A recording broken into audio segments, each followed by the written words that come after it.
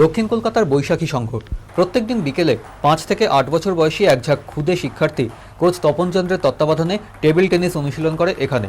সদ্য সমাপ্ত জাতীয় টেবিল টেনিসের চ্যাম্পিয়ন পৌলমী ঘটক উঠে এসেছেন এখান থেকেই। পূর্ব কলকাতার নারকেলডাঙ্গা সাধারণ সমিতিকে তো রীতিমতো চ্যাম্পিয়ন তৈরির কারখানাই বলা চলে। কোচ জয়ন্ত পুশলালের হাত ধরে নয় করে 11 জন জাতীয় চ্যাম্পিয়ন তৈরি হয়েছেন এখানে। এরকম টেবিল টেনিস শিক্ষাকেন্দ্র এখন গোটা রাজ্য জুড়ে। সাফল্যের পেছনের কাহিনীর প্রথম কারণ হচ্ছে বিকেন্দ্রীকরণ। টেবিল টেনিসটা মূলত শহর কেন্দ্রিক ছিল, কেন্দ্রীভূত ছিল YMCA, মুসলিম ইনস্টিটিউট, ইউনিভার্সিটি ইনস্টিটিউটের মতো ক্লাবে। বিকেন্দ্রীকরণ হয়েছে সারা জেলায় জেলায়।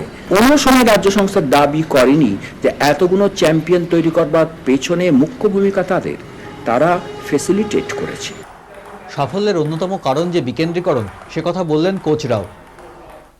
আগেকার দিনে এত কোচিং ছিল না, এখন প্রত্যেক ক্লাবে যে একটা করে প্রশিক্ষক রয়েছে, তাতে মানে বাচ্চাদের খেলা শিখতে সুবিধে হচ্ছে। সংগঠনে যারা রয়েছেন তারা সৎ ব্যক্তি এবং নিতান্ত ভদ্রঘরের সন্তান, এবং টেবিল টেনিস সম্বন্ধে চিন্তাধারা এদের রয়েছে। দ্বিতীয় রয়েছে এনাদের সঙ্গে সঙ্গে যারা সংগঠক, এর সঙ্গে সঙ্গে কিছু কোচ, কিছু ক্লাব এমন পেয়েছে যারা really dedicated for table tennis. তবে চাকরি আর প্রাইজ মানির আকর্ষণও কম নয়। বেঙ্গলের ছেলেমেয়েরা এর প্রচুর চাকরি পাচ্ছে খেলার জন্য, তো সেটা মনে হয় আরও সাকসেসের কারণ, যে চাকরি আছে এবং প্রাইজ মানি এসে গেছে।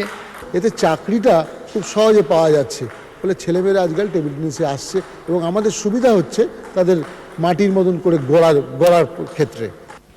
সর্বভারতীয় সংস্থা TTFI এর সাহায্য তো নেই, উল্টে রয়েছে বিরোধিতা। ক্লাবগুলিও এগোচ্ছে প্রায় একক প্রচেষ্টাতেই। সরকারি বা বেসরকারি স্তরে সাহায্য নেই বললেই চলে। তবু কোচ সংগঠকরা আশাবাদী বাংলা আরও অনেক চ্যাম্পিয়ন উপহার দেবে ভারতীয় টেবিল টেনিসকে। সৈকত মজুমদার, খবর এখন।